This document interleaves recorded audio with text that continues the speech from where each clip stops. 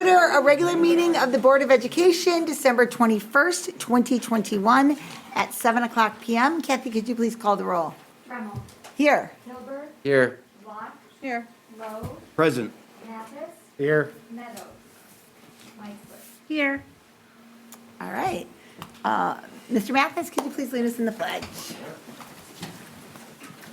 I pledge allegiance to the flag of the United States of America and to the republic for which it stands, one nation, under God, indivisible, with liberty and justice for all.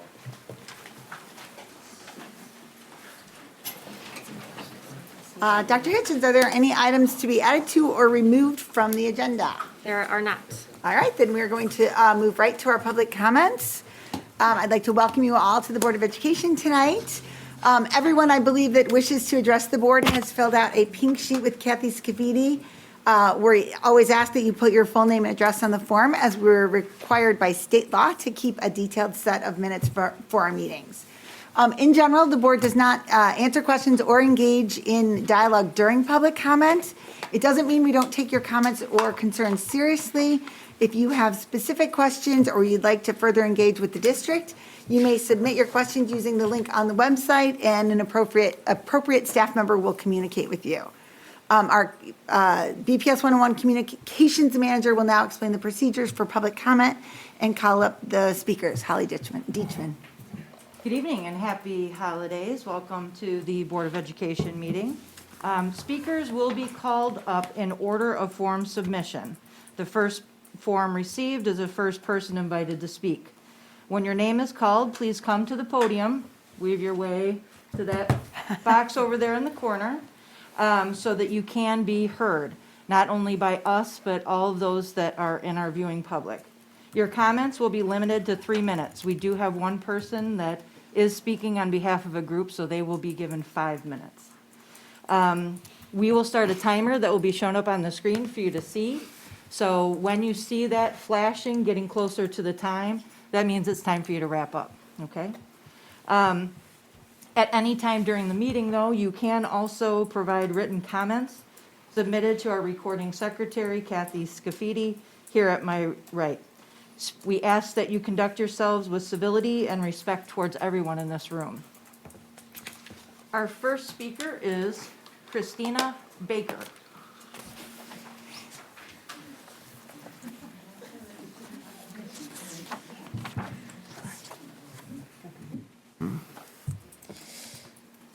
Can I go? Yeah. Yes, Okay. go ahead. Thank you. Hi, my name is Christina Baker, and I'm a 17-year-old senior at Batavia. When I started attending J.B. Nelson in 4th grade, I was often made fun of, and the first racially motivated comment that I received was when a student called me a monkey. I never spoke about it because it was embarrassing, and it's not like anyone would have cared anyways. Many of my peers also stated that I was lying when I informed them that I was fully black because I am too light-skinned to have 2 black parents. The racist comments and stereotypes did not end there. Oftentimes, people of lighter complexions would hold their arms up in comparison to mine to show how tan they got over the summer.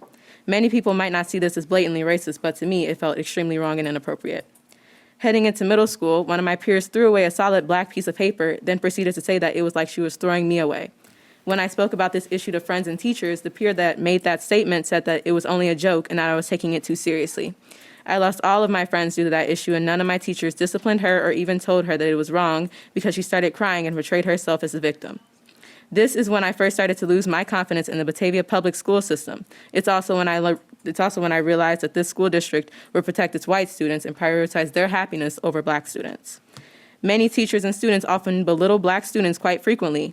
For example, my teachers may label me as sassy, disrespectful, and rude instead of simply addressing them in private.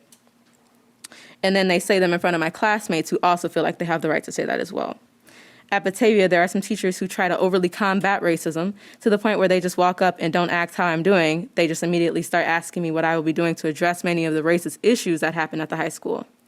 And then they proceed to talk about the issues in class, but then say that they're sick of it and tired of it, and then bring up their own traumas, which often deter from the original focus of the conversation.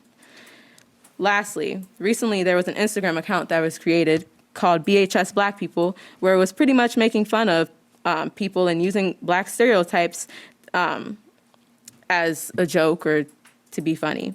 It wasn't funny. It made a lot of people feel uncomfortable, and it was very embarrassing for me.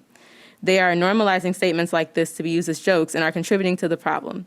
No one who liked or commented or even followed the account was punished because of the handbook, since it never directly addresses the punishments that people who participate in actions like that should receive. Overall, Batavia needs to do better. Teachers need to be trained on how to properly handle racist situations, even when the racism isn't directly in their face. There's a large amount of backhanded racist comments at Batavia that is just let slide because the handbook doesn't address it or doesn't say that it's wrong. Help the Black students who are afraid to speak their truth, educate those who are dishing out blindly racist comments, and if that education isn't working, then there needs to be a punishment set.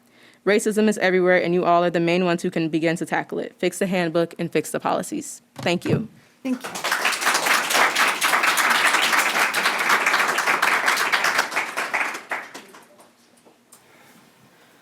Next, we have David Carlson.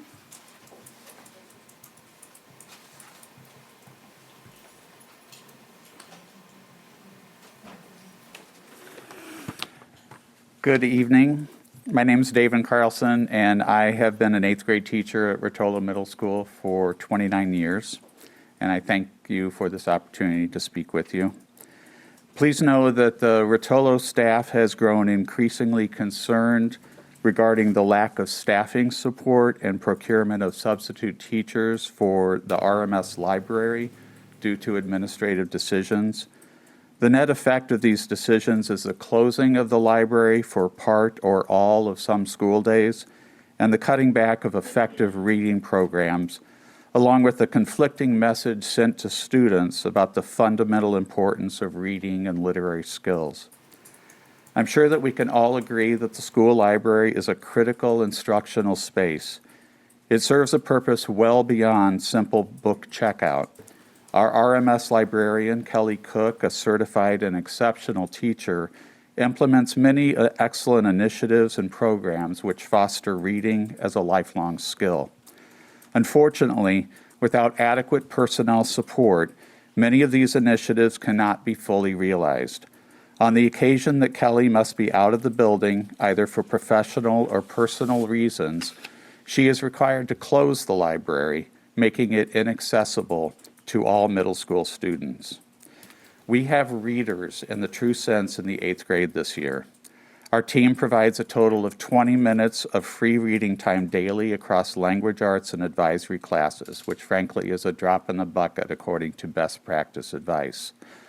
All other middle school teams are similarly nurturing reading. On average, I have 15 to 20 students requesting to use the library daily. They are visibly disappointed when I have to tell them when the library services are unavailable. Certainly no other pivotal instructional resource serving 1,300 plus students across a school building would be closed due to failures in adequate staffing. Imagine that upon my absence on a given day, room 208 and the instruction provided there would be closed to 110 students. The closing of a school library should be considered similarly unfathomable. The RMS library is vital. It should never be forced to close nor face program cuts due to district administrative decisions. I encourage the board to consult with district administrators in order to reach a solution to this troubling policy, which seems to increasingly diminish the role of libraries and librarians in our schools. A closed library and the elimination of reading programs cheats our kids and is contrary to our educational mission. Thank you and happy holidays. Thanks, Mr. Carlson.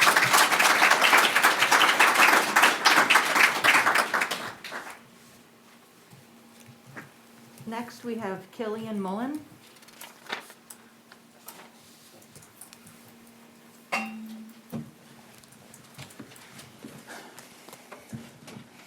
Hi, my name is Killian Mullen, and I'm a senior at Batavia High School. I also happen to be transgender.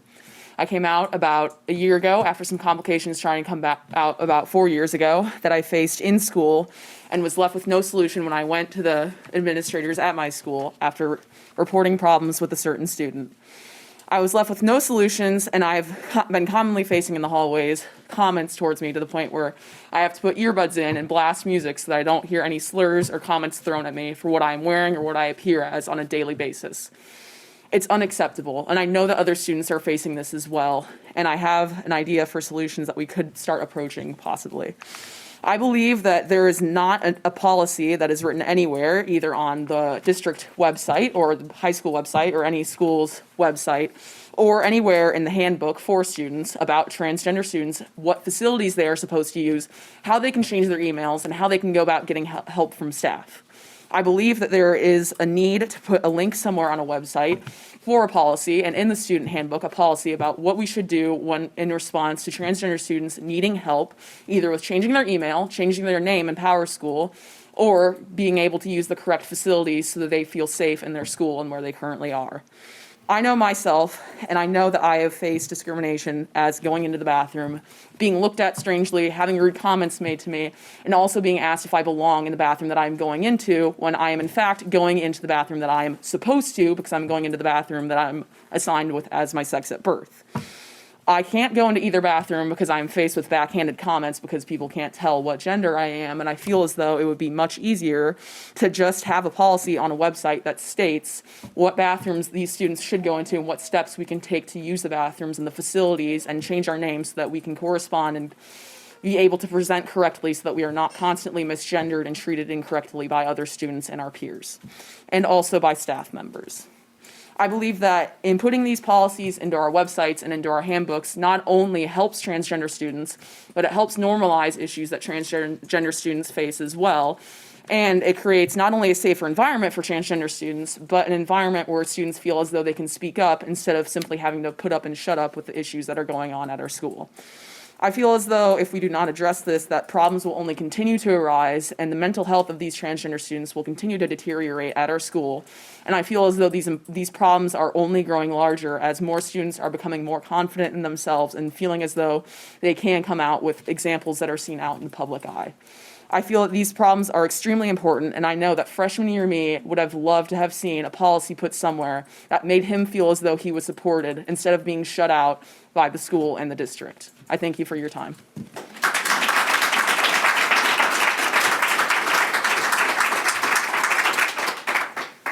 I'm sorry, the next form, I can't read the last name. First name is Violeta.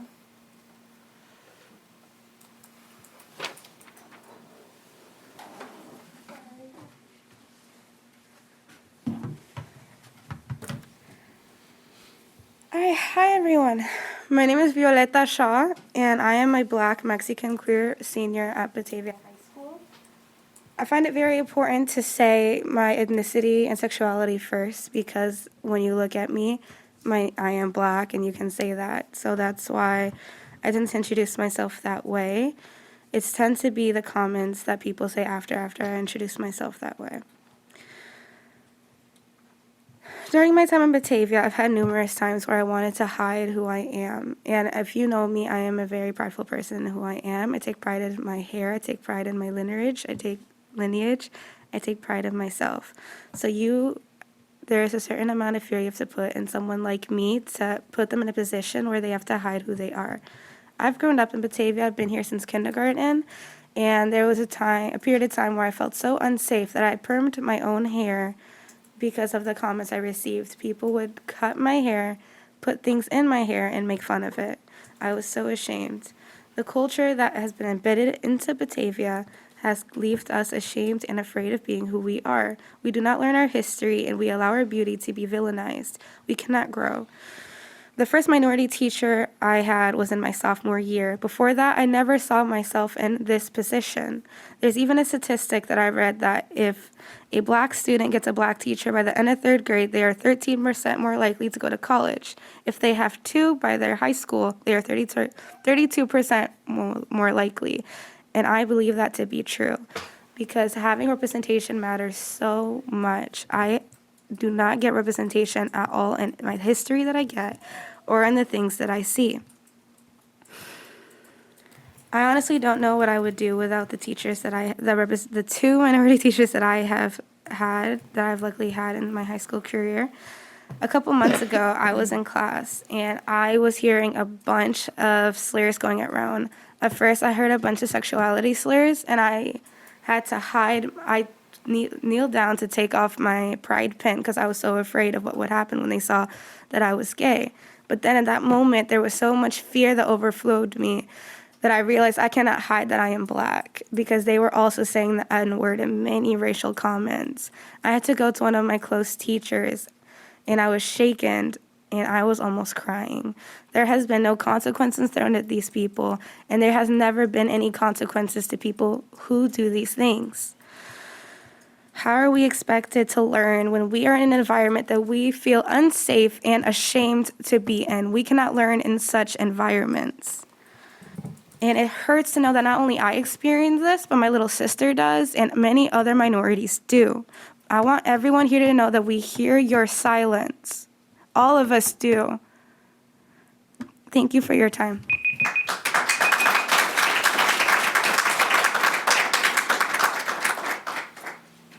Next, we have Jenna McKnight.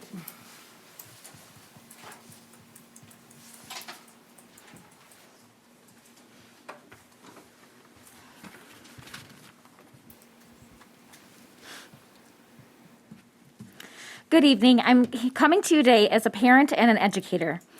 I'm here today to talk about diversity, equity, and inclusion. I understand that we had recent communication on creating an equity statement for our district. While I am happy that this is on the forefront, I still have some concerns for our district. The amount of racist, homophobic, and ableist comments and actions are on the rise here in Batavia. We need to take action as a district to address these issues. And quite frankly, we're late to the game. But with that being said, it is never too late to join the game and change things for the better. In doing so, you will find support from your students, community, and educators who have a fire and a passion to make that change with you. Tonight, I would like to bring up some areas of concern. 1, a DEI statement. I know that the high school has had some pretty severe things happen, but the middle school isn't completely innocent either. My heart hurts for the students who have come here, for the students who have come to my room and told me things that they are being called in the hallway, on the buses, in their classrooms, names and comments that should never leave one's mouth. While we wait for a DEI statement to come out sometime in the spring, what are we going to do from now until then to show our support for our students and staff members? By not having a DEI statement, we are saying something. Taking too long to create one is saying something. I understand wanting many voices and perspectives, but we can also move forward with a sense of urgency to show our students that they are important and we care about them.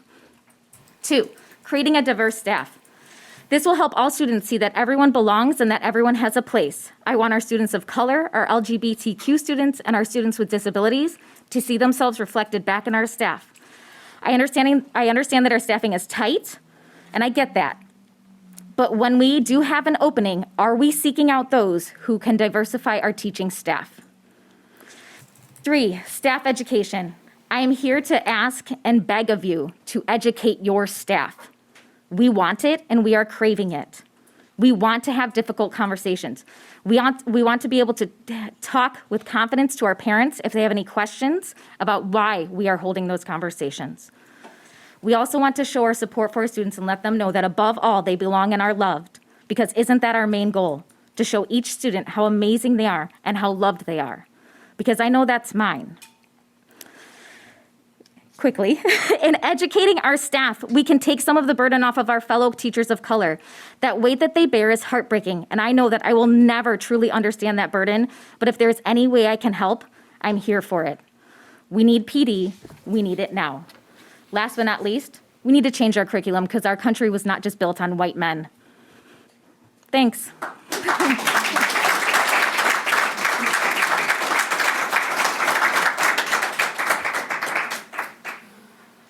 Next, we have Emily Burns.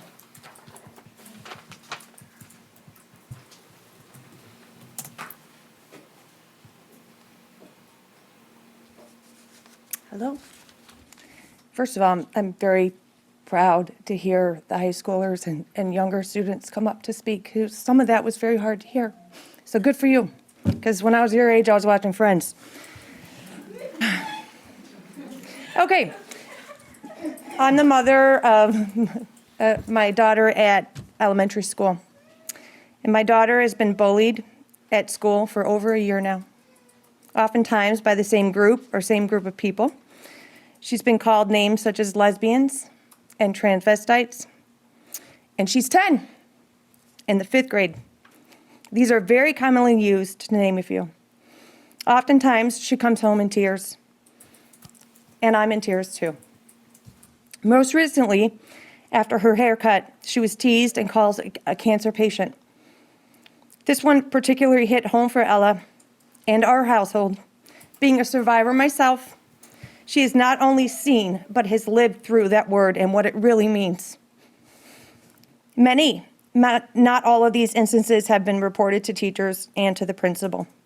Nothing has changed the behavior of these girls, and the bullying has not stopped.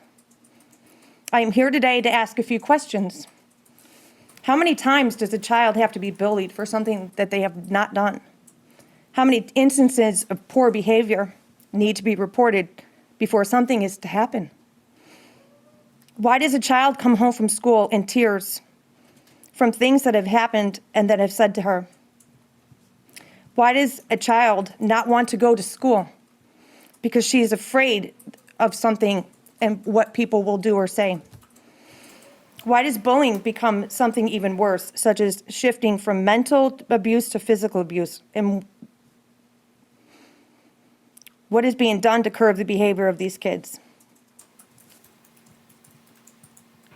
The answer to that final question, in my eyes, has been nothing. Perhaps these kids do not know what they're doing, what is wrong. Perhaps the facility is not aware of how to handle these situations. These kids has continued to be allowed to bully my daughter and others with little punishment. This is a problem. We all carry memories, some that stay with us and some that mold who we are. I heavenly hope that my daughter's experiences are able to be understood enough to be put behind her and grow from her experiences in a healthy, positive, and forgiving way. Thank you for listening.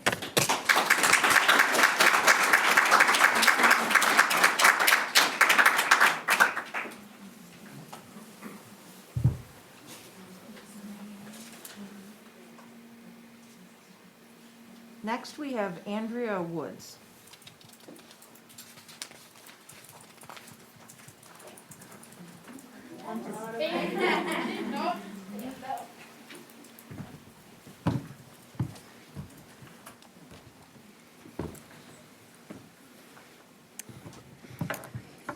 Good evening, board members and Dr. Hitchens. My name is Andrea Woods. I'm a 5th grade teacher at Hooverwood. I'm also a community member and a parent with children in our district. I'm speaking on behalf of myself and the Hooverwood family behind me. You belong here. The chosen district-wide theme for the 2021-22 school year. We have an opportunity to make certain that this phrase is not just thrown up on bulletin boards with cliche quotes and multicultural images, but rather it's shown in our daily teaching and our interactions with all our students. Then it becomes a truth for Batavia schools. We appreciate and support the recent efforts. Thank you, Dr. Hitchens, for putting out that email and to begin the process of creating and posting a district-wide equity and inclusion statement. We appreciate that our school leadership teams will be given time to discuss what we value in this statement. But our worry is that the year will be almost complete by the time anything is implemented. And we have students today, clearly, who need our help now. We're asking for consistent quality and ongoing DEI training as soon as possible, with an established procedure for feedback from staff and students. We're constantly telling our students, find a trusted adult when you need help. And teachers have been told time and time again that students learn best from teachers that they trust, and that relationship building is key in our classrooms. And because we've done such a good job of that for many of our students, the teachers of Batavia are that trusted adult in their life. Many staff members were moved by a statement made by Dr. Hitchens, put out shortly after the protests of summer of 2020. Some of us, myself included, were compelled to put out our own experiences to share. We were most inspired by her words in her "Keep Your Foot on the Gas" statement. Dr. Hitchens stated the educational lane is more than just educating ourselves. We have been entrusted with educating our students about racism and all social injustices. She also asked the following questions. How will we educate ourselves? How will we educate our students differently? How will we remove barriers from our systems? We agree. Let's keep our foot on the gas and work together to address these incredibly important questions now, because we are all quickly aware when a racist or homophobic slur is used in our buildings, and we can all agree how unsettling that feels. As a parent in the district, I appreciated the email from the high school principal, Mrs. Smith, who acknowledged to parents, students, and staff that they're seeing an uptick in these incidents, and she shared ways we can try to support and address the issue. My fellow teachers at the elementary level share with me that they feel uncomfortable discussing these issues, even though they know they're necessary conversations to have. I'm proud of the job we've done at Hoover Wood to try to create lessons and read-alouds around our district-wide theme. Let's find the resources to educate our staff on these topics, because students are coming to school and they want to discuss it with their peers and their teachers. Hoover Wood recently had a student spend their entire lunchtime in the bathroom, crying, just because students didn't understand, approve, or like their quote-unquote boy haircut and clothes. Many teachers want to support and address these issues of gender and acceptance, and we want to do it the moment it occurs. But we feel ill-equipped and worry we may not have the support necessary to resolve this issue appropriately. But when we shy away or dismiss these students, that is when they feel unseen, that is when they feel they do not belong, or they tell us they don't want to be at school. Let's work to create a system where we can feel good about the demographics of our high-ability AP and gifted labels. Batavia has many bright, talented students of color who have been excluded from these opportunities not due to their abilities, but perhaps by a system which does not create a space for them in our AP classes.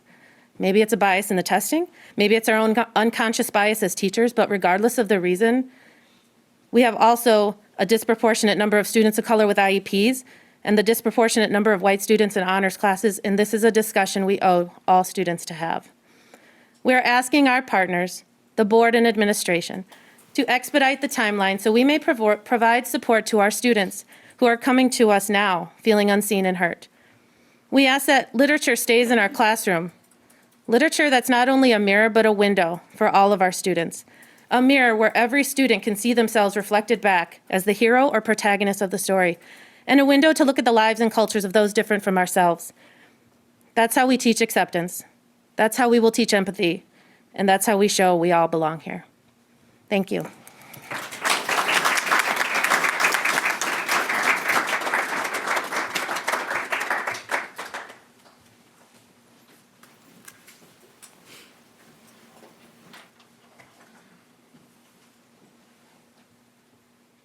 Next, we have Sierra Prince.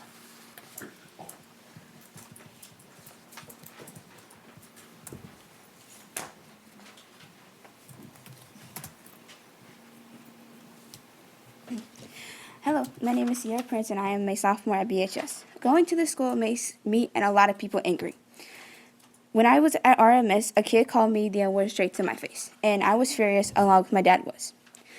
He only got suspended, and I don't think that that was enough for that kid because this word keeps spreading around in the hallways, in classrooms, and to other students. Along with that, BHS staff members need to teach children and students not that this word is wrong, and I think that teachers should have discussions inside of their classrooms and sorry, I'm nervous and educate this with their students. My friend told me that a kid wanted to lynch her, even though that this incident was never reported. It shouldn't have came out of that kid's mouth in the first place. This also needs. There's something in this community. We need to educate the parents to their children to not say these words in school. I don't know what else to say. Yeah, I just think that they need to be educated. And we have an anti-racism club at our school, and we shouldn't even have to have one. We should be able to go to school and not have these words say to other students. And me being a person who was black and white, my mother called me the N-word. And I believe that she wasn't taught enough when she went to school, because if she was, then this would never happened. So yeah, I think that we all need to be educated, and something needs to happen sooner than later. Thank you.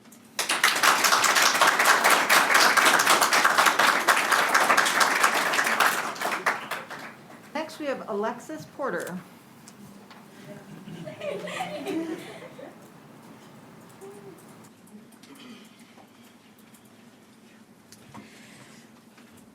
I'm Alexis Porter, and I am a black student at BHS. And I am the kid that got told that they were going to be lynched in the school. Not only was I very scared for my life, I have a little sister. So me overthinking, I thought about, what if I came home one day, what if she came home one day and I wasn't there? Not only do I have to see this student in the school every day, he smiles and laughs at me as if it's okay. He has the audacity to look me in the eye and smile and wave at me as if we are friends. I've been called the N-word many of times. I've had my hair pulled. I've been asked if my hair is real. I've been told that I do not sound the part because I pronounce my words. And I think it's very disrespectful because I have to deal with this not only outside of school, but inside of school too. And it hurts because these are people that I have to see every day, and I should be able to grow and have friends, but I can't do that because everybody just doesn't know. They don't understand.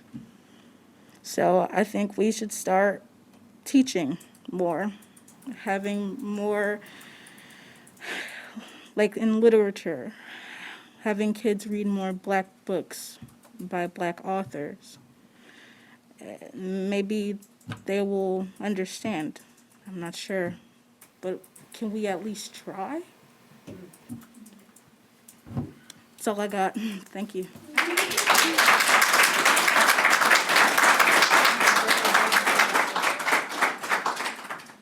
Next, we have Mark Pepping.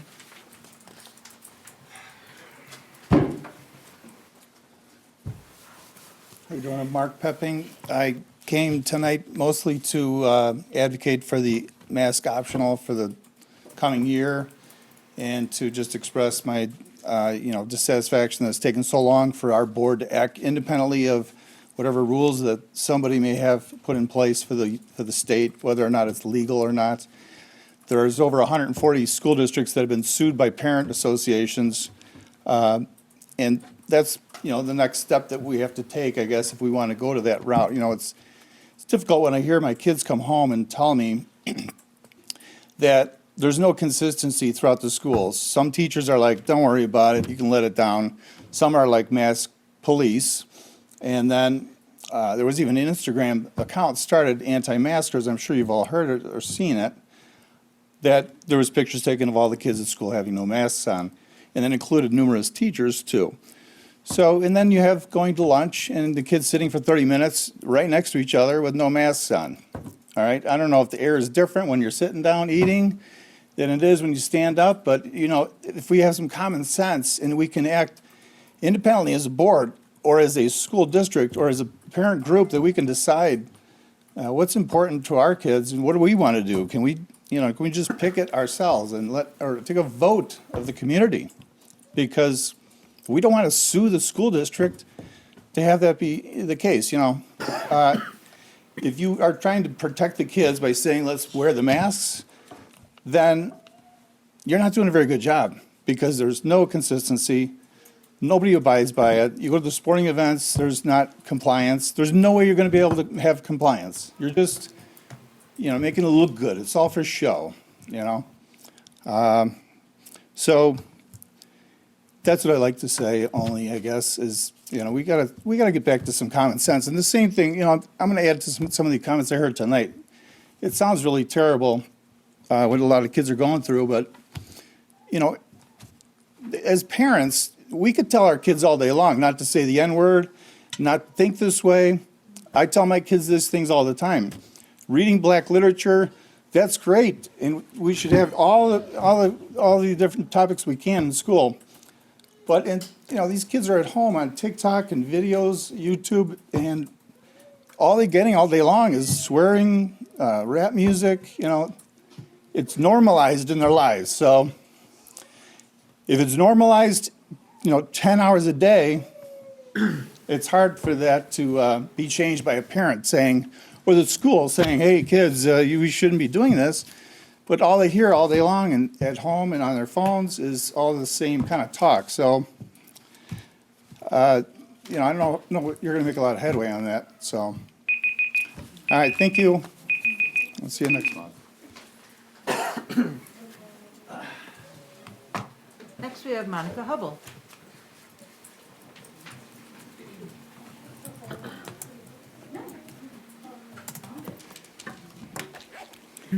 Good evening. I'm Monica Hubbell, and I've been a teacher at Rotolo for about 19 years now.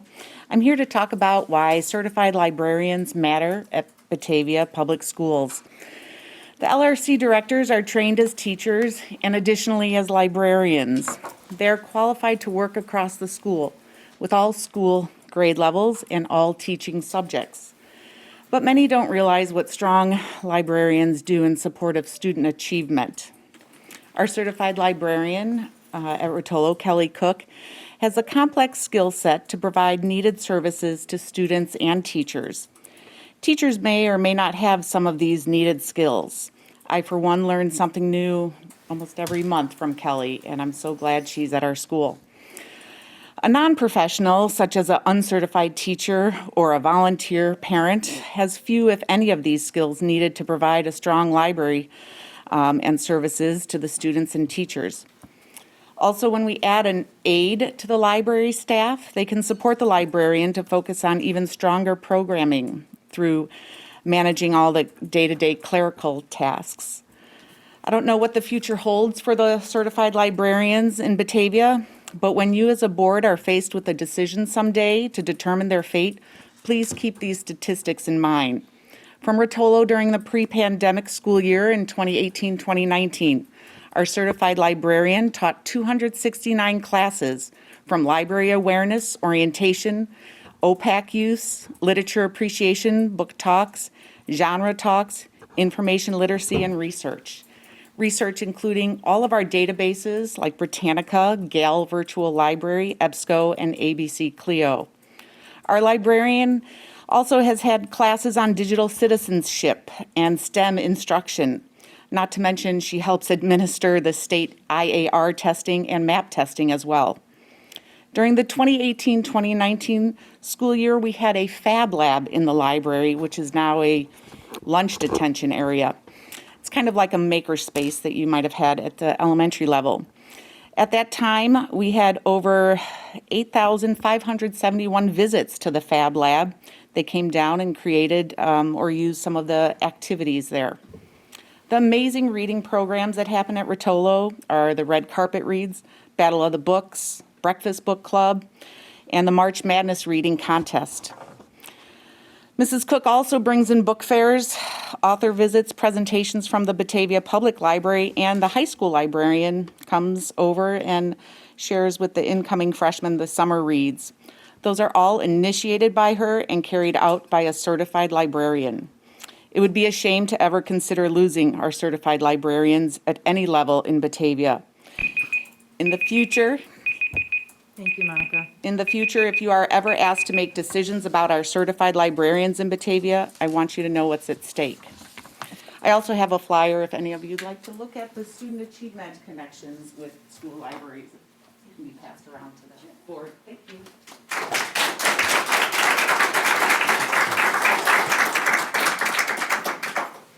Next, we have Kara Schuster.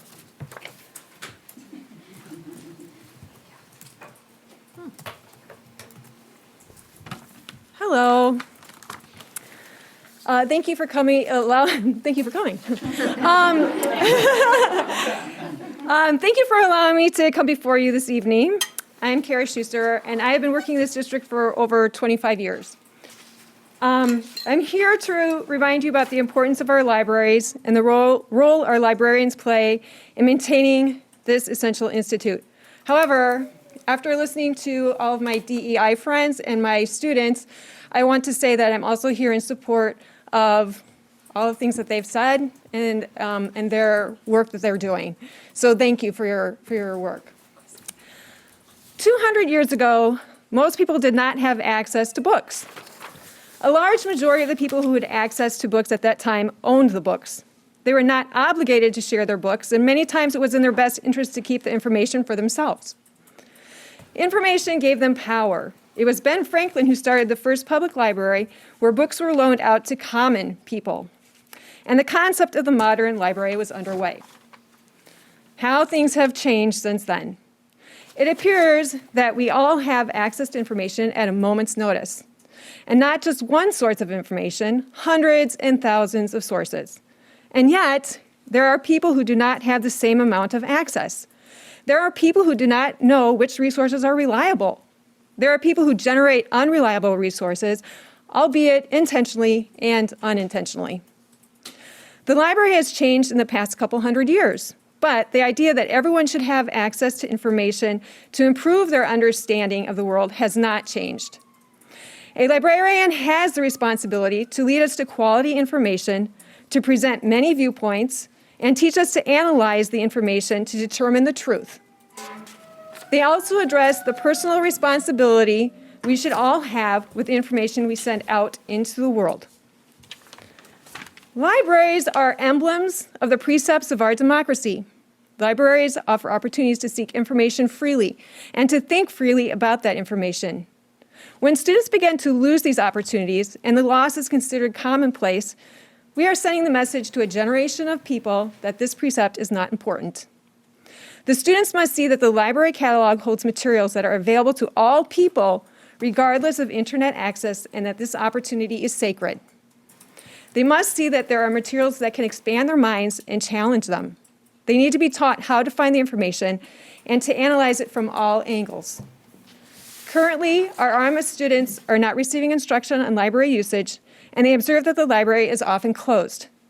Consider the message we are sending our students with these experiences, and then consider the quote from Walter Cronkite: "Whatever the cost of our libraries, the price is cheap compared to that of an ignorant nation."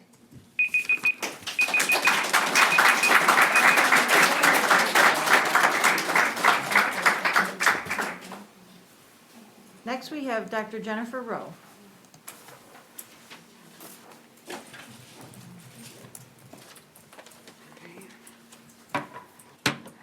Well, first of all, I would like to say to Killian, I see you, even though I can't with my glasses off, and then to our beautiful young queens tonight. Thank you.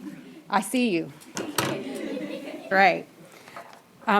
So I'll go ahead and start. Thank you to the board and Superintendent Hitchens for this opportunity to address you this evening with my concerns.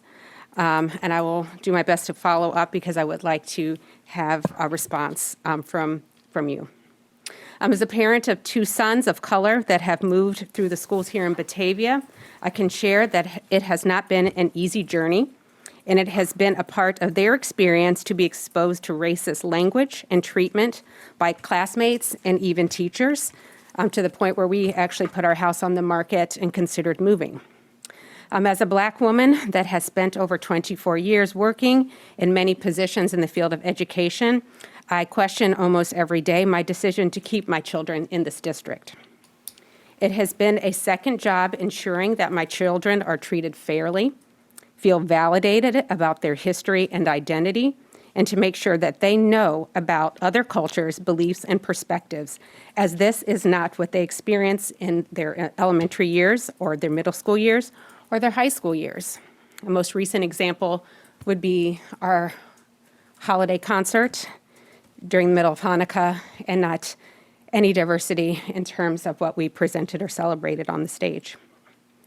The questions that I have for the board and the school administration are, when are you going to examine your policies, practices, and procedures to ensure that you are leading and teaching for equity? When will you hire someone to complete an equity audit to assist the district in making changes?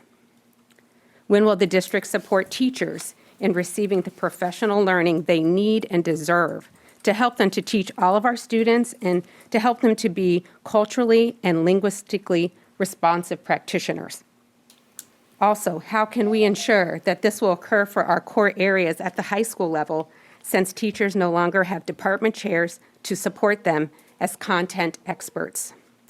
When will the district make a commitment to equity through the hiring of an expert that will support them in surrounding equity, help them lead surrounding equity, diversity, and inclusion? This is important to me. This is my life's work. This is what I do.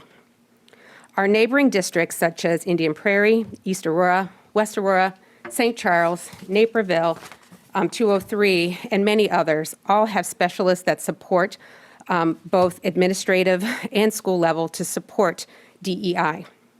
When will the board create and support not just the development of a board statement, but moving into equity policy?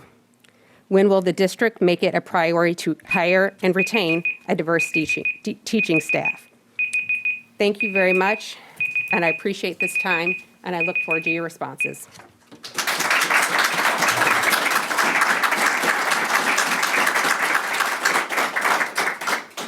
Next, we have Molly Jackson Schultz. 3 minutes goes fast. All right, here we go. Good evening. My name is Molly Jackson Schultz. I teach at the high school. This is my 8th year in the district. Teachers, students, and staff at schools across the country are facing challenges that they never knew, never anticipated, and were never trained for on many levels. The Surgeon General has recently issued an advisory about youth mental health. According to him, these challenges are real and widespread. Even before the pandemic, an alarming number of young people struggled with feelings of helplessness, depression, and thoughts of suicide, and the rates have increased. This is an already alarming statistic, and what needs to constantly be stated and underscored is that in addition to rising unease about safety and well-being in the midst of the pandemic, our students of color are dealing with those mental health challenges in addition to what some are referring to as another pandemic, reignited flames of racism in the world and even here in our Batavia community. As I said, I've been here for 8 years, and I have never seen as many racially motivated incidents as I have seen in this one semester alone.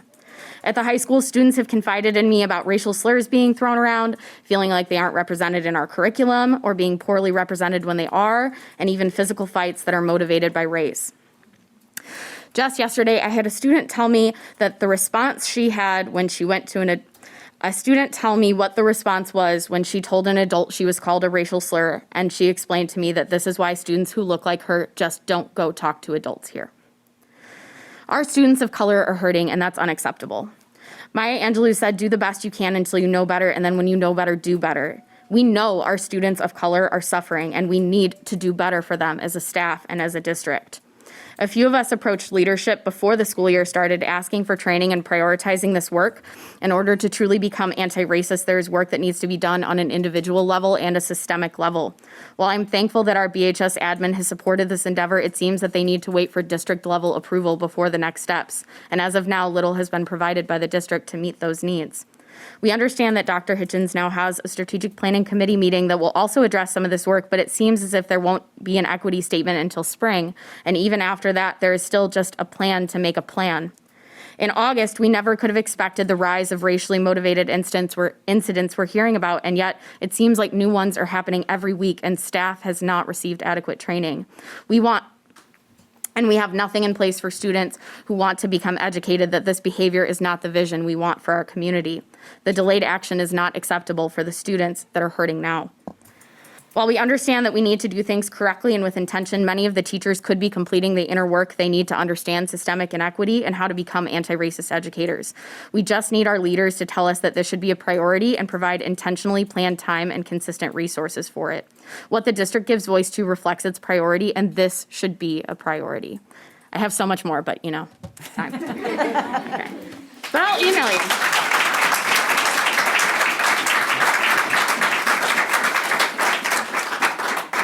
Those are 14 submitted public comments. All right, well, thank you, everyone. The next item on our agenda is our BPS partners. I'd like to invite Ted Swanson, who is here, our BA president.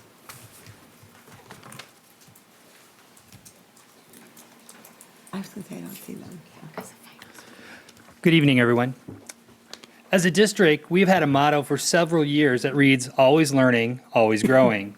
And this year, we've adopted a message to students and families that you belong here. The sad reality that we are all facing is that we have students who feel that this message doesn't pertain to them. Nothing breaks my heart more than to hear just one student who doesn't feel supported, understood, or safe when they come to our schools, let alone the numbers of students or groups of students who can honestly say this message contains empty words. Knowing my fellow educators and the lengths that they go to create welcoming classroom environments, establish routines and procedures that allow students to feel safe and included, and building the personal connections with students that allow them to leave the challenges of the world outside of the classroom at the door and begin to immerse themselves in the learning process, it is truly disheartening to hear the occurrences that I've been hearing about that center around racist, homophobic, and transphobic incidents, the use of hateful language, and the sharing of hateful images. No wonder we have those in our buildings that don't believe they belong here. Is there a glimmer of hope that I see in helping to combat these atrocities that have been occurring, not only this year, but in years past as well? I believe that this is where our motto, always learning and always growing, comes into play. Dr. Hitchens last Friday shared a letter to staff entitled Commitment to Equity.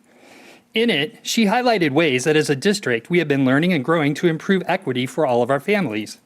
Student-based budgeting, revamping of school fees and elementary supplies, increasing early learning opportunities, expansion of clubs and activities, and most recently, the creation of a strategic committee comprised of students, staff, and community members to look at the culture of the buildings in our district. These are all steps that reflect our motto of always learning, always growing. This committee will then report to the board in February its findings, and from there, further action steps and refinements will be made as our district leadership teams discuss equity through each of their lenses. Feedback will then be gathered to help the board finalize a BPS 101 statement on equity this spring. These actions are indeed a step in the right direction, and they are ones that hopefully will ensure that those speaking were not only listened to in the process, but heard as well. The troublesome part I'm hearing from my members, that even though spring is just a few short months away, when facing these issues and the growing number of instances that are occurring, that leaves a huge gap from now until when the district vision and plan will be in place. We have been asked to engage with other staff members and with building administration to problem solve and forge a path forward until then, which I know we will try to certainly do. This, however, harkens me back to my comments to the board last month. Everyone thought that last year was a tough year, and it surely was. This year, however, is proving to be even more challenging than last.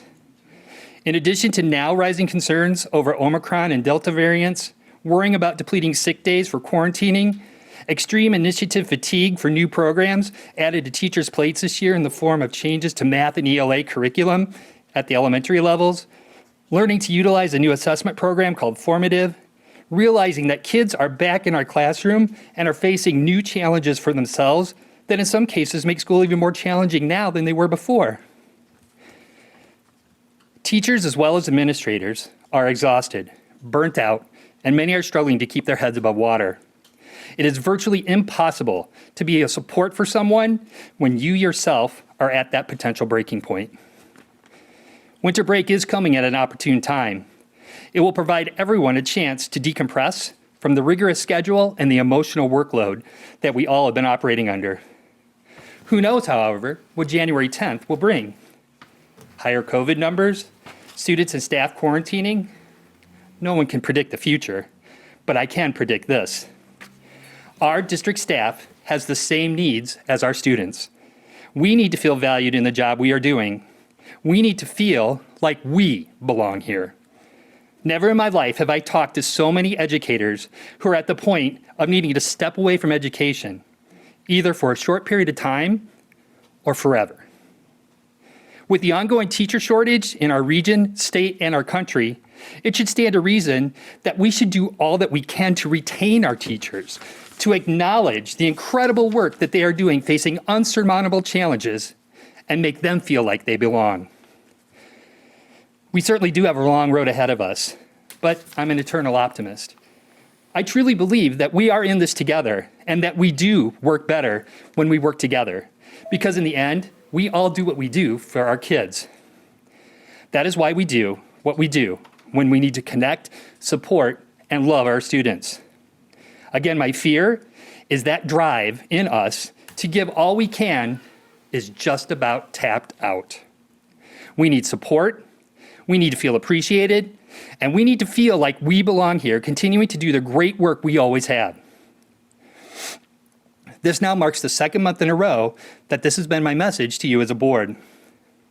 I hope that you can see that as long as the needs of the educators in this district are not being acknowledged or met, the struggle to meet the needs of our students in this district will continue to grow greater. As I said earlier, I'm an eternal optimist, and this is the season of perpetual hope after all. So, what is my Christmas wish this year? To be heard and not just listened to. I wish you all peace during the holiday season.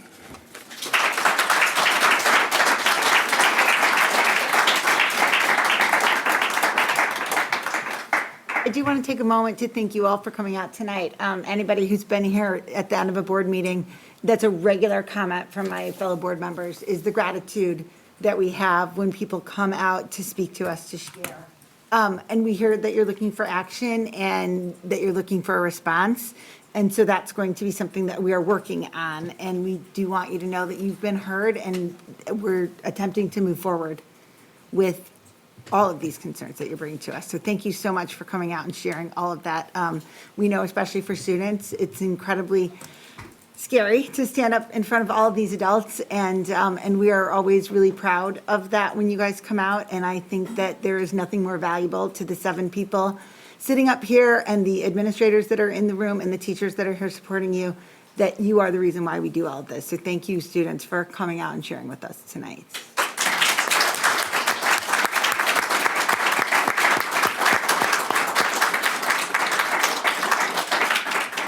I did want to take a moment to talk about some staff recognition. We sent letters of commendation to RMS administrators, RMS nurses, and RMS front office staff, and letters to first student bus driver and their staff regarding the bus accident that we had. So we wanted to publicly read this letter to share the board's appreciation for these actions. The BPS 101 Board of Education prioritizes safety and the well-being of our students above all else. Since we are not involved in the day-to-day operation of the schools, the board relies on staff members to meet the needs of our students. The adults that care for our students are a source of pride and have earned our trust and respect. On the afternoon of Tuesday, November 23rd, 2021, RMS Bus 21 had just departed Rotolo Middle School with 39 students on board when it was suddenly struck by an oncoming vehicle. From that moment on, you and every other member of our BPS 101 family took swift action to ensure the well-being of each and every student. Your calmness and support meant everything to the students and their families who were not there with them when the accident occurred. It's your actions that highlight the commitment and care that is an undeniable characteristic of the people that we surround ourselves with in the BPS 101 family. We are delighted to take this opportunity to recognize the unselfish and conscientious manner in which these staff members perform their duties while working to alleviate the impact of this event on the lives of our students. And so we just wanted to share that tonight, how proud we were of those members of our staff. Next is committee updates. We'll start with Chris tonight. Okie doke. I actually had some committee meetings this time. First was CAC, which is the Curriculum Advisory Committee. We talked about a new phonics program for the elementary school. We are attempting to improve our educator pipeline by using several techniques. We used the Fox Valley Educator Event, which was a partnership with schools in the area and had over 300 students attend to become educators. We are also working on partnerships with NIU and ISU in order to bring more educators to our district. And something that has come up in my own head, in my own observation, since we just observed these meetings, I didn't bring it up at the meeting, that we may want to start thinking outside the box if we hope to diversify our staff. There's a lot of competition for diverse teachers, and looking at just ISU and NIU may not be the best choice for us. And we might want to start looking outside of the state and going to where those teachers are. Additionally, we discussed policy 340 regarding student testing. And then at the end, the committee was inquiring what their role is with diversity, equity, and inclusion. The committee was very eager to take on the work, but they did not feel equipped to do the work, nor did they feel like they had direction from the board. So it is clear that the district is looking for direction from us to help eliminate and make reparations for some of the pain that we've been causing. Strategic Planning Committee, I was able to observe a lot of theirs. There are some amazing volunteers and some incredible conversations and observations that they've been making that I've been seeing, and I'm very excited to see what they come up with in February and to see the rest of their work. And then also, we had the III conference. We all went to that. I sent you my comments. The one observation that I would like to make publicly is I took a lot of seminars on diversity, equity, and inclusion, and there's some amazing work that's being done in state and other districts, and I think that there's a lot that we can learn from them, and I do think that we're behind in the work that we're doing compared to other districts, and we need to do better. So that is all. Thanks, Chris. Aaron Kilbrode. Capital Projects did meet on December 2nd. It was a joint meeting with the Resource Responsibility Advisory Council. It was held here at the Rosalie Jones Center. And we did discuss the work that's going to be done at the football stadium. But the bulk of that meeting was kind of twofold. We spent a portion of it. It was moderated by Tony. We took a little time to kind of look back on where the district has been on facilities, specifically the work that's been done by the core team over the past 2 years. If those in the audience are not familiar with the core team, they're doing work for a project called Building Our Future Together, which you're going to hear a lot about over the next year. The purpose of this is to use a collaborative process with the community to develop a comprehensive educational facilities plan in support of education in our community to guide our capital investments in the district over the next 10 to 15 years. Then we discussed the work that lies ahead in 2022 and beyond. And what I would recommend is basically everything that we discussed is available on the district website under Building Our Future Together. There's a lot of great information available about the work that the core team has done, and will be informative about the steps that we're going to have to take moving forward. Thanks, Aaron. Sue. I had no committee meetings, but I would just say that for Bfac, teacher grants are available right now, so please come up with some ideas, apply. There's money out there, we'd love to give it out. Give out money, that's what we do, we like doing that. So please apply, bataviafoundation.org. And then also for students, there's scholarship money out there. So go under the foundation and look, there's lots of scholarship money out there too. So that'll be open right after winter break ends, is the application. Grants are now, scholarships are right after break, so. And Hall of Honor, nominate somebody. There you go. Thanks, Sue. We did have insurance committee. I unfortunately missed it, so Tony will update us, I'm assuming, on that. Sure, I'd be happy to. We looked at the performance of our insurance plan and potential options for the future, a newer model that brings kind of like a healthcare concierge to help make decisions when it comes to healthcare options and saving money for both members and for the plan. It's something that we'll study over the next year to 2 years.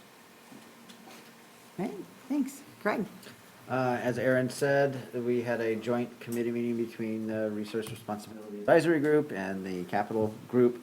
I'm not going to reiterate what he said. It was just a very good meeting. He covered it very well, so I'll leave it at that. Thanks, Greg. RJ? I didn't have any committee meetings this past month. Nothing to report on. Plaque met before Thanksgiving, and I can tell everyone that a great majority of that meeting was discussed. We discussed a lot of what we're hearing in this room tonight. How we can better give staff the support for empowering students, empowering staff, for all of the things we listen to and heard. It's difficult work, it's important work, and we're taking it very seriously. And I'm very thankful to be a part of that committee. And that's all I have. Thanks, Erin. The next item on our agenda is our consent agenda, which is an opportunity for us to approve a number of routine and recurring business items, all of which are outlined in the board book. So, Mr. Pierce, if you would walk us through the consent agenda? Yeah, for those who don't attend board meetings very frequently, this is easily the most exciting moment of the board meeting. 4.1 and 4.2 is the approval of the November 16th, 2021 regular meeting and closed session minutes. 4.3 is the approval of the November 18th, 2021 special meeting minutes. 4.4 is the approval of the December 9th, 2021 special meeting minutes. 4.5 is the approval of the December 16th, 2021 special meeting minutes. 4.6 is our personnel report. 4.7 is our monthly payroll and bills. 4.8 is the destruction of our closed session recordings from June 21st, 2020. We had two sizable donations, which is 4.9, $5,000 from the Fox River Valley and $1,500 from the Lions Club, both for the BHS Courtyard project, which is beautiful. 4.10 is the approval of our 2022-2023 school calendar. 4.11 is the curriculum contract. 4.12 is the approval of purchase of laptops and desktops. 4.13 is the board member expenses, and 4.14 is the approval of the entire consent agenda. All right, are there any items to be removed or for clarification tonight? All right, then I would entertain a motion to approve the consent agenda as presented. So moved. Or second. I was gonna say first one. but I was saying, moved by Maddow, second by Lowe. All in favor? Aye. Any opposed? All right, consent agenda passes. Next, our reports. I'll hand that over to Dr. Hitchens. All right, every month we look at FOIA requests and treasurer reports. So do you have any questions or comments on either of those monthly reports? All right, you thought that the consent agenda was exciting. We're gonna move into the policy report, which is, so our board decides on the policies of the district. Some of the policies are local, but the vast majority of your policies are written by a team of attorneys through your Illinois Association of School Boards.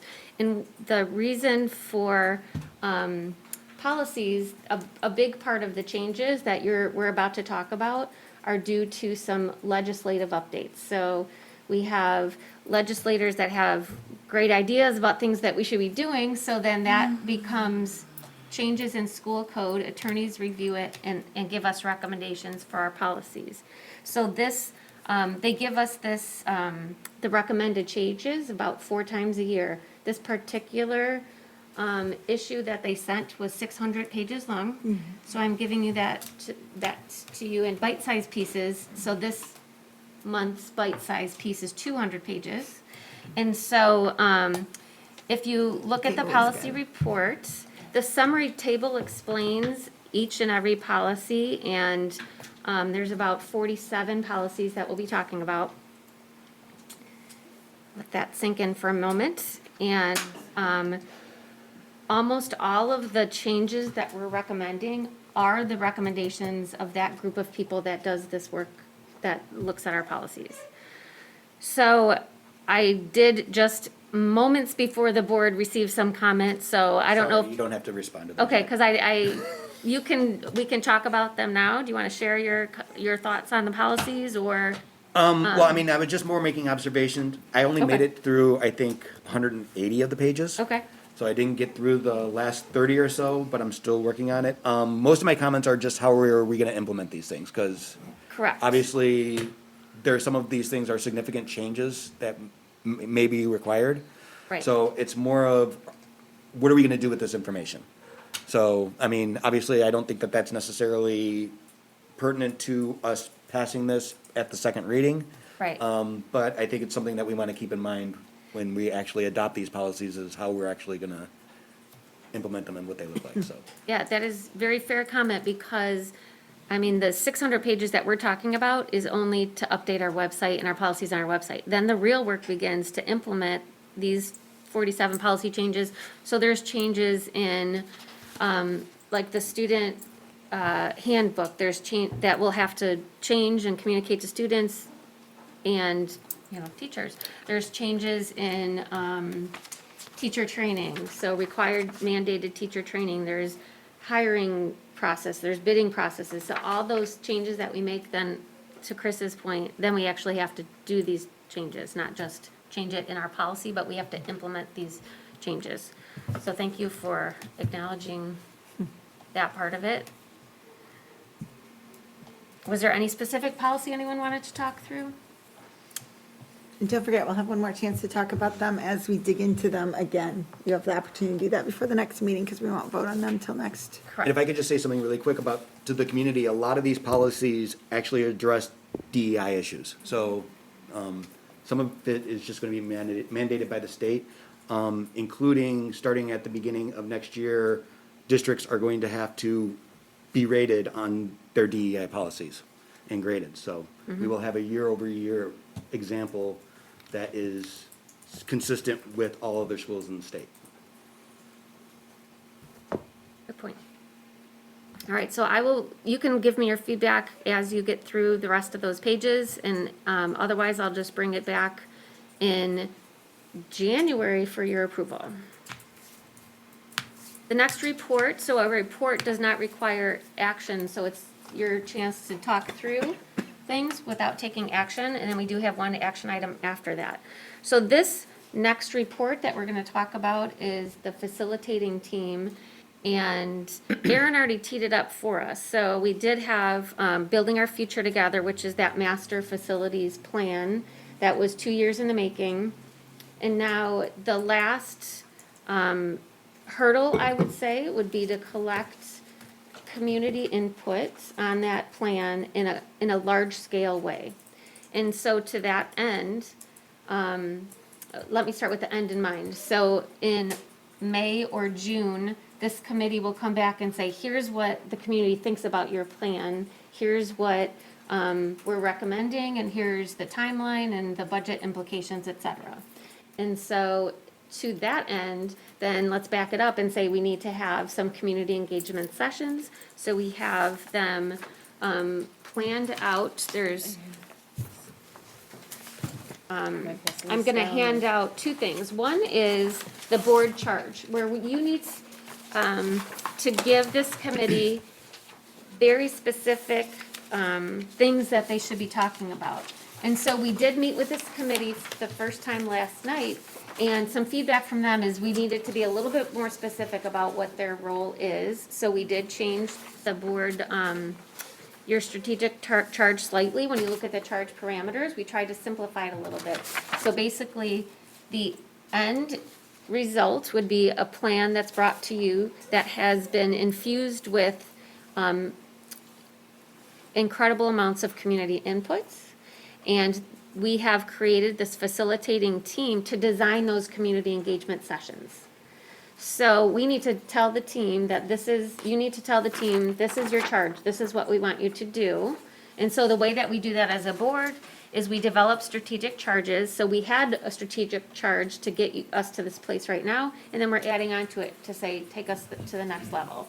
And so that next level would be commit a new team that does not have expertise about our plan. They are representative of our community. We asked board members, we asked staff members, we asked the mayor, we asked leaders in the community, give us names of people that are representative of different demographics throughout the community, because we need to hear from everyone what they think of this plan. And so this committee, there were 90 names recommended. We narrowed it down to 20. There will be about 20 people on this team.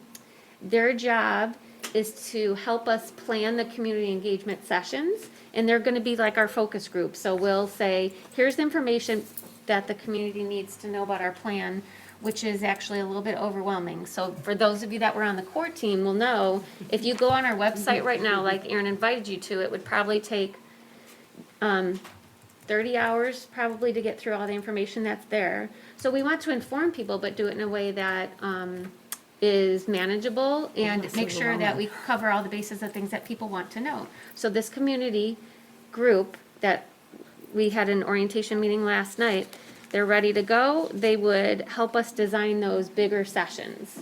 And the sessions would be very interactive, where the community would have some things that they'd be working on at tables, turn in the work, and then the facilitating team will review that. And so, the charge is a little bit different than what you saw prior, just because we used their feedback last night to simplify what their job is. Tony, is there something that I missed? Because Tony we're not facilitating the team, but we are there as to help with logistics and emails, et cetera. Oh, I think you covered it. All right, so I would like to hear from you about your thoughts about the new direction here, and also there should be 2 board members that regularly attend these facilitating team meetings, so let's talk about that. These meetings are open to anyone in the community, these planning meetings, but there's an actual team of community members that are doing the work. There's one staff, there's one teacher represented, and then there should be 2 board members represented that are just there to observe and report back to the rest of the board, and that can commit to being there on those Mondays. It is an open meeting though, so if we have more Yeah. than 2 board members, you are welcome to be. But we're hoping to have 2 people sort of carry the mantle and be like, I'll be there every time. So there's these 8 meetings, Just throwing that out to you. Monday evenings. It is quite a commitment, but it's important. It is my goal to plan on attending as many of these as I can anyway, so I'll volunteer to be one of them. Thanks, Chris. I can also volunteer. Thanks, Sarah. Well, I was at the meeting yesterday. Can you Because, keep going? yes, and I was actually gonna say that, I've been through processes associated with this, so I have some familiarity with it.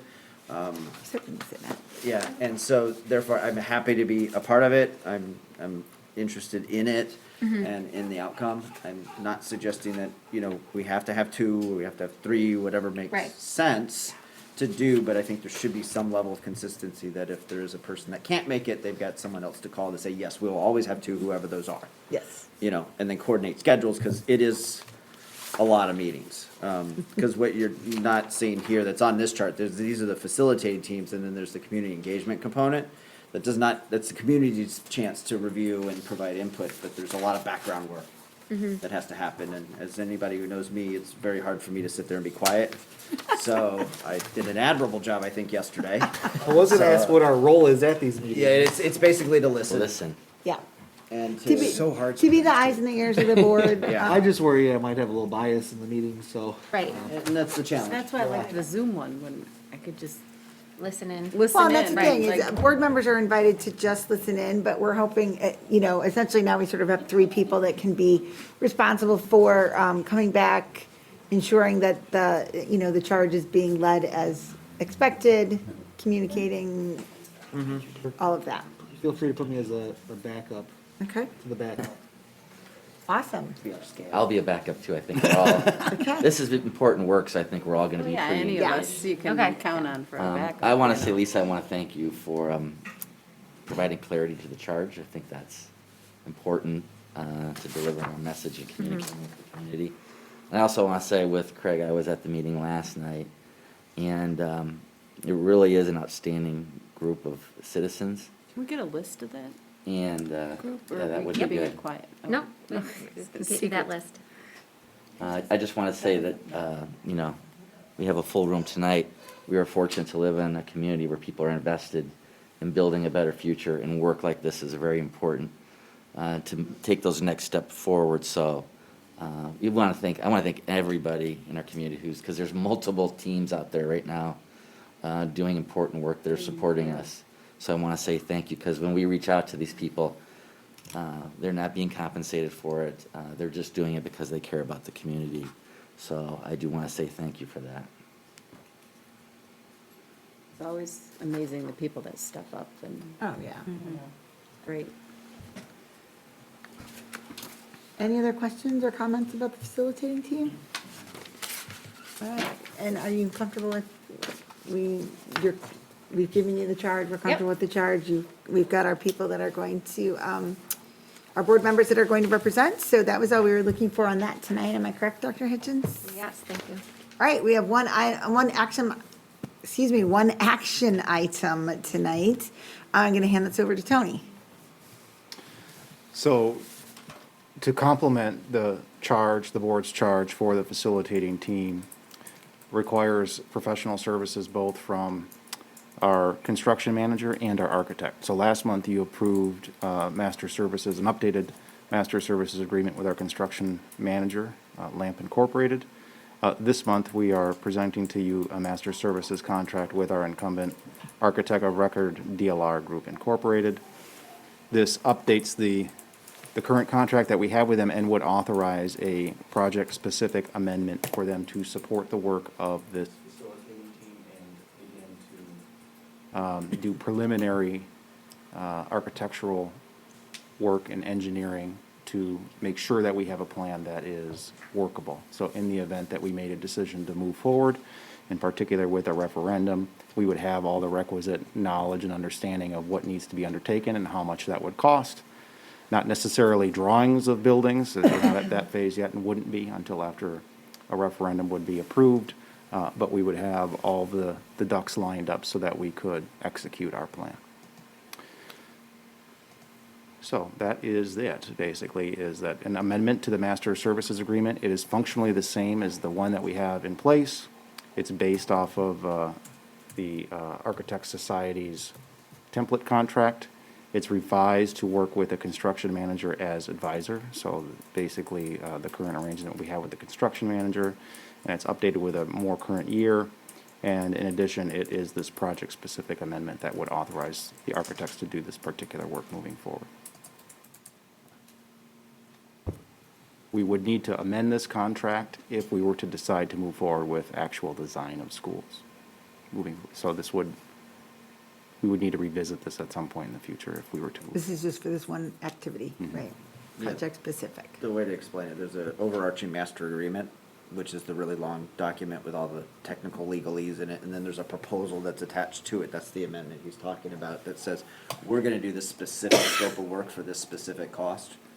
And so that's the second part of it there. So what he's saying is every project coming over would have that proposal that would be an amendment as a modification to that original contract to add that as a scope of work. So Each thing would be an extra. yeah, so if, depending on how this plan rolls out, there might be multiple. Because we don't know what it's gonna be. They're more than likely to be. Right, so, Yeah. We do have this umbrella that we kind of work under, but each project has right. its own And scope. that kind of makes sense, because you can't, Right. you don't know what you're gonna pay for Yes. until you know what you're paying. Right. So any other questions? All right, then I would entertain a motion to amend the master services contract with DLR Group, Inc. and authorize a project-specific amendment totaling $105,600. So moved. Second. Moved by Meadows, second by Locke. All in favor? Aye. Any opposed? All right, we will move on to admin and board comments, but I do want to point out that we do have closed session after that, but there is no action after closed session tonight. So we'll be returning to open session and then adjourning. So, Dr. Hitchens.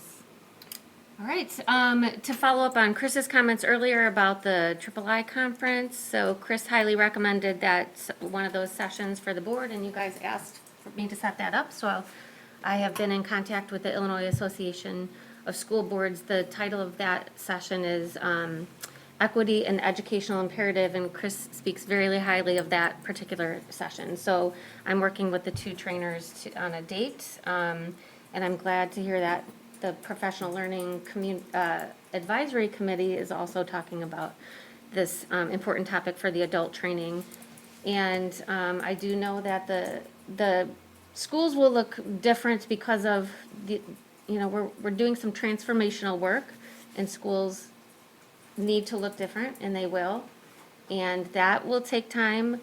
And but not everything needs to wait. So I'm glad that we have the voices telling us the things that are urgent that need to be addressed now, and we need to, as an administration, look at which things don't need to wait there's some urgency to some things that we can figure out what we could address in the short term, and do better job communicating like what our expectations are and what the work is that we're already doing. So we can do that. We don't have to wait for the whole system to be transformed to make some things happen. So, thank you for helping me, to coordinate your training, and I know that's important for you guys to get that training as well. So that's all my comments. Thanks, Lisa. We'll start with Erin Meitzer for comments tonight. I want to thank everyone who came out to speak. I know that's already been said, but we always appreciate when staff come, when students come, when community members come, because you are all, boots to the ground in the school. So we really appreciate all of the feedback and all of the different topics that we heard tonight. And we hope to continue to hear candid, real, raw. It's often difficult for us to hear. I'm sure I'm not the only one who feels that way, but it's important for us to hear. I also want to wish everyone a very, very restful winter break. It is well-deserved, both for staff and students. And I hear you when you say that last year was hard, but this year is unspeakably hard. So thank you again for coming. Thanks, Erin. RJ. I echo some of Erin's comments, or I guess all of them, some of them. I want you to know, I know I sit up here with the stoic look on my face when you guys are doing your public speaking. I'm trying to be, I don't know, pokerish and not be like yes or no or yes, because I want to be open-minded to everything that everyone has to say, but it really does impact me to hear a lot of your stories. So I know for myself, safety and feeling included in things is definitely a huge thing for me. That was one of the main reasons I went for this position on the board, having children myself in school and wanting them to feel safe in the environments that they grew up in. So that will definitely remain something top of mind and important to me. So I what you've said has definitely been heard, in my opinion. Beyond that, I guess I just hope that this break goes really nicely for everyone. As odd as it is to me that we're starting a break on Thursday, I do love the idea that we're going a whole another 2 weeks. So I'll take it. And I hope you guys are all able to take some relaxation time with your families. Thanks, RJ. Craig. I'm going to add maybe a couple of things. On a slight note, I wanted to kind of just extend an appreciation to Bfac and everybody that put together the kind of kaleidoscope and all the work that was done associated with that. What was really amazing to see was mostly not, that my mom sent an email that they all look like professionals and this, that, or the other thing, but the pride of the work that the kids took in doing it and participating in it was quite impressive. I'm going to add something that I wanted to say that was kind of important, that we all say here that thank you for everybody for coming to talk, and I want you to understand from my perspective only why it's important for me to hear that. I am fully recognizing that I kind of live in a bubble of things that I know, and I don't always know what's important to other people, and my job as a board member here is to not just be me, but to be a representative person of the community. And I don't have the frame of knowledge that everybody else does. So I appreciate people coming and explaining what is important to them, what hurts to them, and what they need us to hear, because it helps round out the decisions that need to be made. There's a lot of work that is going on behind the scenes at the board level, at the district level. Any one of these would be individually a single item that we would have to deal with, would be a lot to deal with. But between the core group, the facilities group, the DEI, masks, this, that, and the other thing, it's a lot. So I appreciate everybody coming, and I appreciate the attention that we're all trying to put on the topics, and that I will do my best to listen and to hear and to try to respond in a way that I think I can do to do the best for everybody in the community, and the students in particular. So thank you. Thanks, Craig. Sue. By the time you get down here, it's like, what else is there to say? Yeah. Obviously. Try going last. Yeah, I know. To everyone that came out. It's important that we hear from everyone, and especially I think they've left the students that came and spoke. Breaks my heart. Every student should feel safe in school, and I appreciate them coming out and speaking. And I also appreciate everyone that has stayed. That's always been a pet peeve. People speak and then they leave, and we get down to work. So I think it's important that you see what the work we do too, to make the schools better for everyone.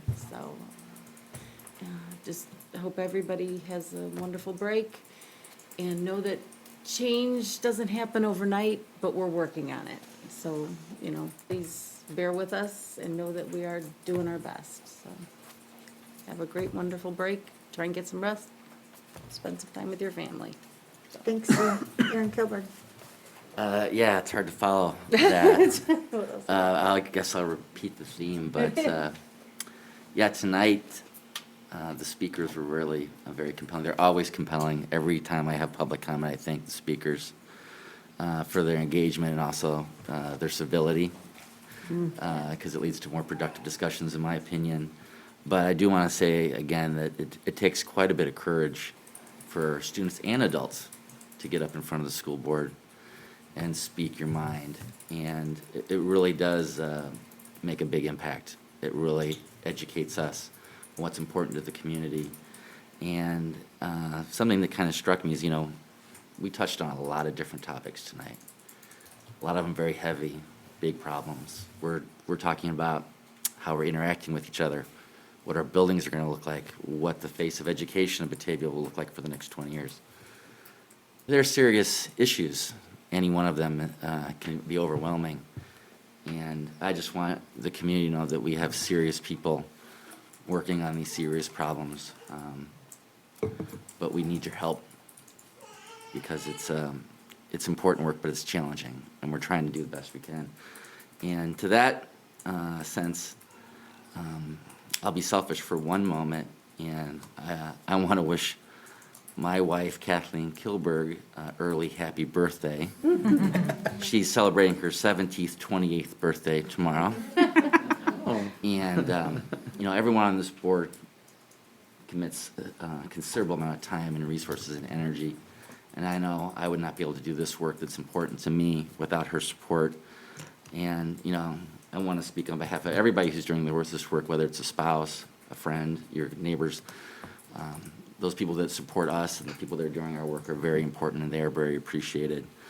But speaking directly to my wife, I want to say tomorrow, 100% of my attention will be on you, making sure that you have a special day. And then this is starting on Monday, we're back to the business of the day. We'll get through the Christmas holiday. But yes, and I want to wish everybody a very happy holiday and restful, because when we return, there's some serious work to be done. Thank you. Thanks, Aaron. Chris, I made you go last. Got the pole position. Thanks. Today was a different experience for me. Something that I've never experienced in my life, in that I've never had this large of a group come out and speak about equity, about kids that I care about in the community that I live in. I wish that I had those supports when I was going through school, because I grew up in a predominantly white community, and I experienced a lot of the trauma that our kids are experiencing. I know that it's difficult to find your voice and speak your truth, because I kept my voice quiet for 46, 47 years, because it was the safe thing to do. But then I found my voice, and I'm trying to make change, and I'm trying to do better. I know that I've contributed to the problem, and that we all do, and we don't do it on purpose. It's just the water that we swim in. It's the world that we live in. So know that I hear you, I see you, I am doing everything that I can to support you and try to make change, and I feel your pain. But this is exhausting work. It's tiring, it's draining, it's slow. But we need both short and long-term solutions. We need to do triage on the things that are causing harm right now to fix what we can. But we also need to recognize that this is going to be a long process. And it's going to be a process that requires us to constantly monitor it. So this is an amazing start. And I'm hoping that we can make some changes. So please stay involved, use your voice, keep utilizing the chain of command, keep using our collaborative systems. And if we want the change, we'll make the change. Representation matters. My son has his first teacher of color that he's had. He's a junior. My daughter's never had one. There's a good chance she may never get one. That's our reality. We need to work to change that. Because when kids see people who are like them, who are successful, they know that they can be successful. So hopefully we can do better in both the short and long term. Get some rest, enjoy your friends and family, be safe over the holidays, and we'll get back to work in January. Thank you. That does conclude the regular part of our meeting tonight. As I mentioned, we do have closed session tonight. I can never speak better than the 6 people that sit up here with me, but we are all very grateful for the words that you've said and the time that you've spent to come and share with us. Close that by saying thank you. We do have closed session for, so I would entertain a motion to adjourn to closed session to discuss the purchase or lease of real property for the use of the public body, including meetings held for the public, held for the purpose of discussing whether a particular parcel should be acquired. So moved. Second. Moved by Locke, second by, was it One of us. Meadows? All in favor? Aye. Opposed? Too bad.